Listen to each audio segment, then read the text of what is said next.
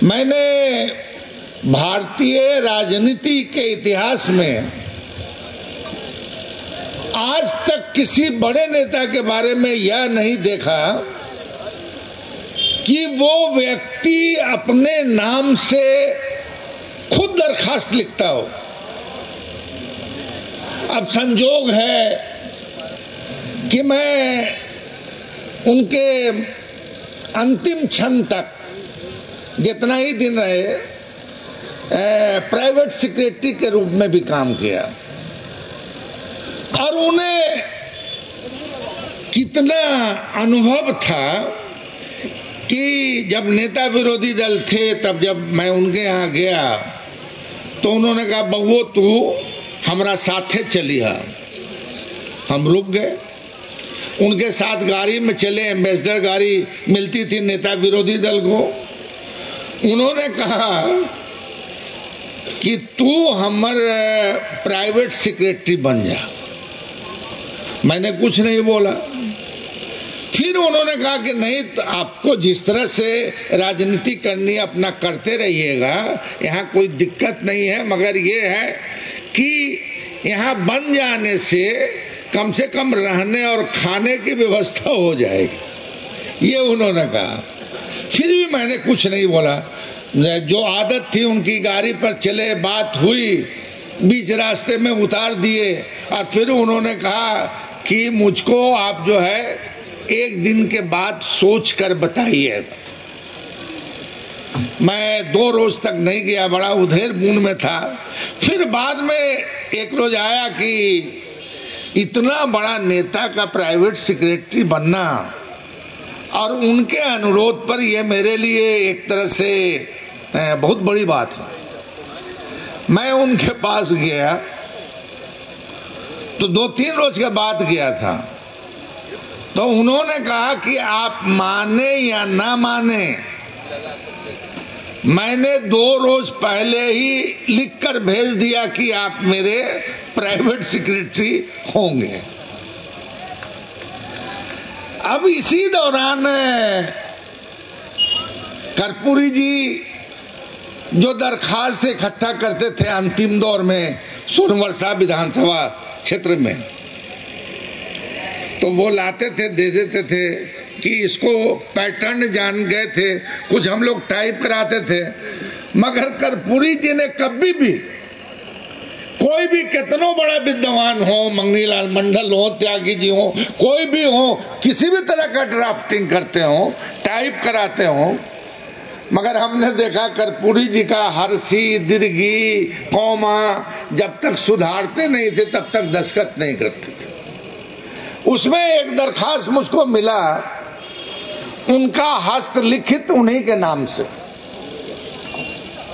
अब वो दरखास्त का कंटेंट था कि सेवा में क्षेत्रीय विधायक सोनवर्षा विधानसभा क्षेत्र, विषय वृद्धावस्था पेंशन हेतु। उसके बाद नीचे जैसे फॉर्मेट है, महोदय मैं इतने साल की वृद्धा हूं, मेरा कोई देखभाल करने वाला नहीं है, आप मुझे वृद्धावस्था पेंशन दिलवाएं, वगैरह वगैरह। यही था। मैं नहीं भी तो कम से कम 10 बार उस दरखास्त को पढ़ा कि किस परिस्थिति में उन्होंने वो दरखास्त लिखी होगी। तो मैंने अपने ही से अर्थ लगाया कि वो बूढ़ी बोली होगी कि ठाकुर जी हमारा वृद्धावस्था पेंशन नहीं मिले छे। उन्होंने कहा होगा कि एक दरखास्त लिखवा के दीजिए, तो वो बूढ़ी बोली होगी सहज भाव से, हमारा के लिख देते, अपने लिख दूं।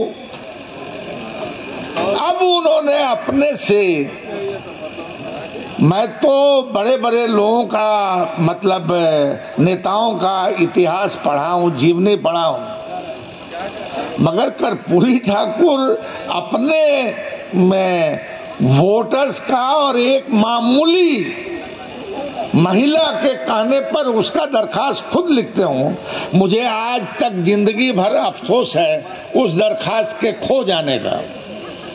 लक्ष्मी साहू जी असल प्राइवेट सेक्रेटरी थे, तो उनको हमने कहा कि देखिए ठाकुर जी अब जो है दरखास्त भी अपने नाम से लिखने लगे।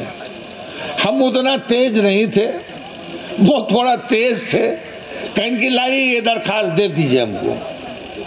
अब उसके बाद लाख हम मांगते रह गए उनसे, वो अपने पास रखे रहे। अब मुझको लगता है कि उनकी मृत्यु भी हो गई। उनके बेटा से भी पूछा, लगता है कि वो अपने साथ ही लेके चले गए।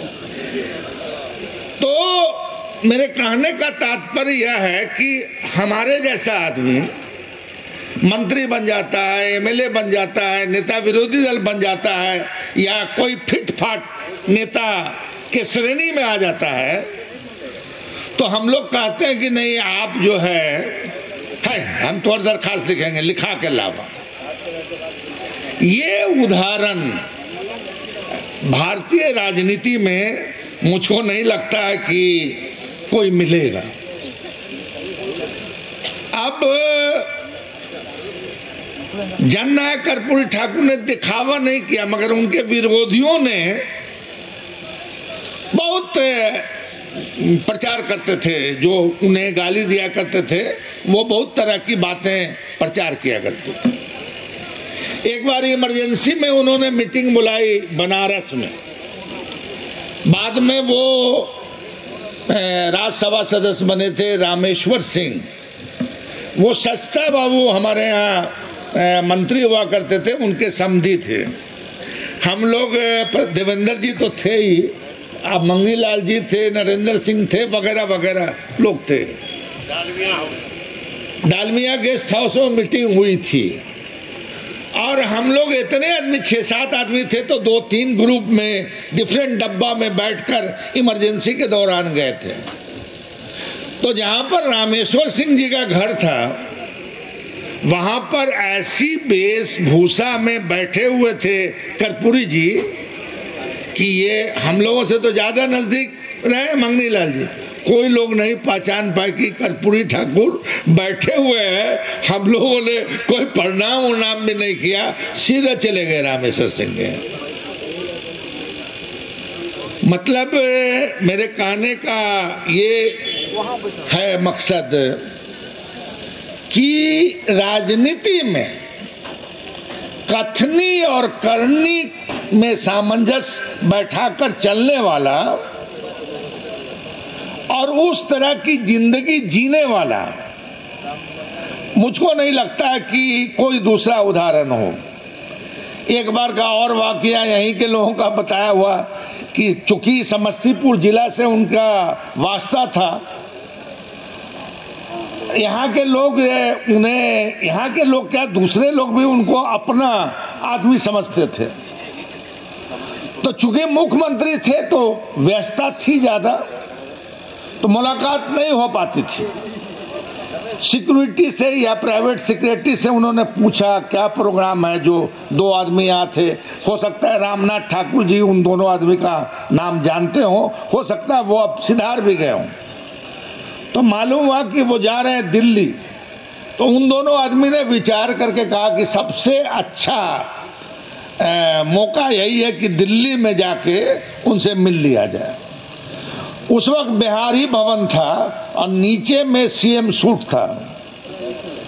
तो कर्पूरी जी 11-12 बजे रात तक नहीं पहुंचे थे।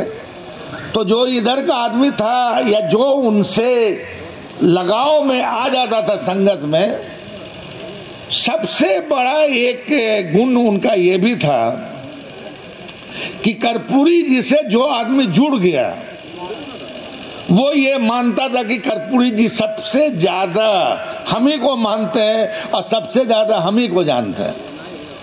वो 2 आदमी जो ढीठ आदमी वो चला गया वहां, तो कर्पूरी जी का 9 बजे 10 बजे तक इंतजार किया, वो आए नहीं। मगर चूंकि मुख्यमंत्री के जिला के थे, जानते रहे होंगे सिक्योरिटी, वो कहें कि हम अंदर रूम में जाते हैं, उन्हीं के बेडवा पर बैठल रहते हैं, तब वो आएंगे तो फिर हमारी बात हो जाएगी। वो दोनों आदमी जो है उसी बेड पे सो गया और इतनी निंद्रा में गया वो कि वो उठा नहीं। जब आए ठाकुर जी तो देखा कि वो 2 आदमी सो रहे हैं। तो एक चादर मंगवाई, नीचे बिछाया और खुद को सो गए। 4 बजे उठे, फिर नहा धो के तैयार हो के फिर वो अपने काम में निकल गए। अब सिक्योरिटी जो है परेशान, उसको कह रहा कि साहब आप लोग के चलते मेरी नौकरी चली जाएगी। मगर क्या नौकरी जाएगी? मैं ये हम तो मानते हैं कुछ सुझाव आए हैं। हम लोगों की सरकार है, सरकार रही भी है बहुत दिन से, चाहे ये सरकार हो या वो सरकार हो, कर्पूरी जी वाले ये लोग। अब एक जिसमें रहते थे जननायक कर्पूरी ठाकुर, समझिए तो 2 दिन खुलता है वो, एक जन्मदिन पर और एक पुण्यतिथि के अवसर पे। अब किसी का नाम बिना लिए हम कहते हैं, हमने सुझाव दिया कि इसको, जैसे जगजीवन राम इंस्टीट्यूट है, एन सिन्हा इंस्टीट्यूट है, या बड़े बड़े संस्थान हैं, उसी तरह से जो है इसको उसमें डेवलप किया जाए। अब बदकिस्मती है कि वो नहीं हो पाया है, तो इसको शोध संस्थान बनाना चाहिए। और मैं इतना ही कहूंगा कि कर्पूरी ठाकुर न दोबारा पैदा हुआ है न दोबारा पैदा होगा, मगर कर्पूरी ठाकुर का कृत्य, कर्पूरी ठाकुर का रहन सहन, कर्पूरी ठाकुर की राजनीतिक प्रतिबद्धता, उस पे हम 2 कदम 4 कदम भी चल सके तो समझिए समाज का बहुत भला हो सकता है। और कह सकता है आदमी कि साहब हम समाजवाद की तरफ जा रहे हैं, फलाना की तरफ जा रहे हैं। नारा गढ़ना आज की राजनीति में बड़ी महारत हासिल कर ली है लोगों ने, नारा गढ़ने में। हमारा कहना, नारा भी गढ़िए मगर उसको इम्प्लीमेंट भी करवाइए, तब वो जो है सार्थक नारा होगा। मैंने पहले ही कहा था, मैं अंत कर रहा हूं अपनी बात, कि जननायक कर्पूरी ठाकुर न गांधी थे, न लोहिया थे, न जयप्रकाश थे। और इन लोगों ने वो गरीबी का जीवन भी नहीं देखा था, गांव का उस तरह का वातावरण भी नहीं देखा था। गांधी जी भी एक तरह से आए, उन्होंने उस सब चीज को उतारा, समझा कि नहीं। लोहिया जी भी बड़े घर के थे, जयप्रकाश जी भी। मगर जननायक कर्पूरी ठाकुर ने जो कह रहे थे ना कि झीनी झीनी रे चदरिया, वो जिया। और रामनाथ जी बैठे हुए हैं, मैं अंत कर रहा हूं ये। जब वो डेथ कर गए तो एक मैं भी उसका साक्षी था कि जननायक कर्पूरी ठाकुर चले गए, उनके रूम को हमेशा ताला बंद करके रखते थे, तो पता नहीं उस रूम में क्या क्या चीज है, सिर्फ किताबें। और उस जमाने में देवीलाल जी के यहाँ या मुलायम सिंह के यहाँ वगैरह वगैरह जो आते जाते थे, तो अपने यहाँ भी कल्चर है मगर उधर थोड़ा ज्यादा कल्चर था। तो मिलता था धोती, गमछा, चादर, यही सब वगैरह मिलता था। तो 3 अटैची में 3 हिस्सा लगा, एक रामनाथ जी का, एक वीरेंद्र ठाकुर का और एक रेणु का। और उसमें तीनों अटैची जो है फेंकने लायक जोग था। और वो एक इनको दिया गया, एक दिया गया वीरेंद्र को, एक रेणु को। दूसरी बार इतने बड़े नेता, इतने दिन से नेता विरोधी दल सब कुछ रहे, बैंक बैलेंस कर्पूरी जी का अपना अगर कुछ रहा हो तो आदमी बताए। हाँ, एक बैंक बैलेंस था जो कर्पूरी जी अपने आम सभाओं में मधुलिमय जी की किताब बेचा करते थे, लोहिया जी की किताब बेचा करते थे, उसका जो पैसा था वो 60,000, अगर हम करेक्ट करेंगे, रामनाथ जी ज्यादा जानते हैं, वो 60,000 रुपया जो है स्टेट बैंक ऑफ इंडिया में वो 60,000 रुपया पड़ा हुआ था। मुझको लगता है कि आज तक वो पैसा नहीं निकला। मैं कह सकता हूं कि इतने बड़े न गांधी कितने बड़े थे, न लोहिया कितने बड़े थे, न जयप्रकाश कितने बड़े थे, मगर उन्होंने जो जिंदगी जी और जो कसक उनके दिल में था सामाजिक परिवर्तन का, समाजवाद का, बराबरी का दर्जा का, वो उसमें बहुत हद तक कामयाब नहीं हो सके। और उनकी खासियत यही थी कि सब लोग पूछता था कर्पूरी जी से जुड़ने वाला कि साहब हम सबसे नजदीकी हैं। ये उनका व्यक्तित्व था।